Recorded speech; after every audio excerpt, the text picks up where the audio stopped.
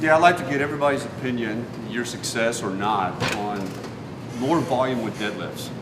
You know, usually we work up to 1 set of 5. Is there ever a time when you've gone sets of 10, back off sets, multiple sets, 5 sets of 5 with deadlifts?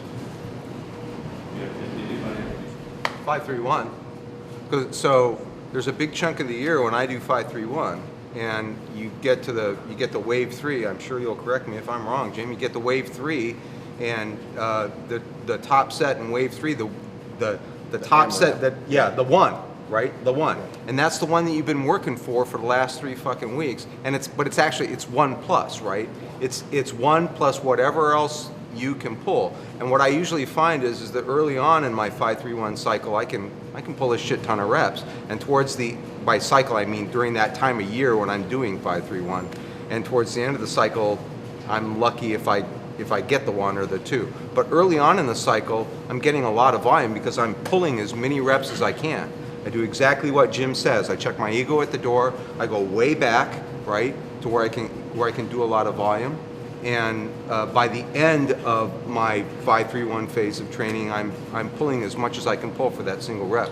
But early on, like March, April, May, June, I'm pulling a shit ton of reps. It doesn't hurt me, and it's caused my deadlift to go up from wimpy to only semi-wimpy. I think that if you're going to do, like you said, a 5 set of 5, which is, maybe 2 or 3 days a week, you have to be able to program it efficiently.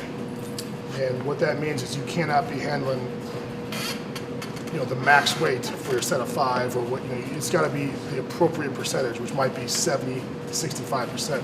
The problem with the deadlift is pretty simple, is the taxing of the lower back will screw up every other part of every other lift, even the bench press. So that's where you start walking a fine line. It's like, with a deadlift, it's almost, what's the least amount I can do to get the best results, because that lift more than any other will affect everything else. And so, what's that? That was my concern. Yeah. I'm not concerned about doing the volume with squat, bench, press, but with the deadlift. The deadlift, and that's where a lot of the assistant stuff comes in, like the rowing. The dumbbell rows have helped my lockout of my deadlift tremendously. Good mornings or back raises, done fairly heavy, and a lot of ab work, and keeping your squat up have done great things. But I always like to say, you can always tell a beginner because he loves the deadlift, right? Because that's the most weight, the exercise you can do the most weight on the earliest time. You can always tell an advanced lifter when you ask him what his favorite lift, and then what does he say? I fucking hate all of them.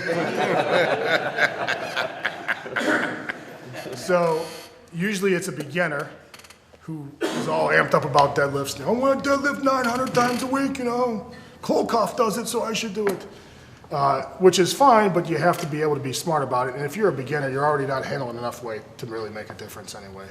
In reality, it's probably not a good idea. I mean, if you're you guys know the John Bros training philosophies like 100 times a week, right?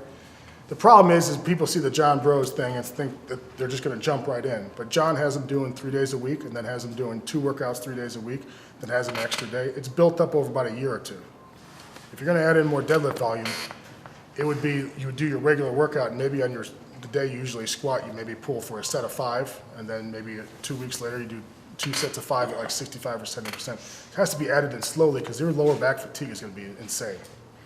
So I think what the problem is people see, like, I think Mike Teixeira deadlifts frequently, doesn't he? Yeah. Right? But he built that over time. You guys notice like a theme? Time. It takes time. So if you're going to add in more deadlift volume, that would be your best bet.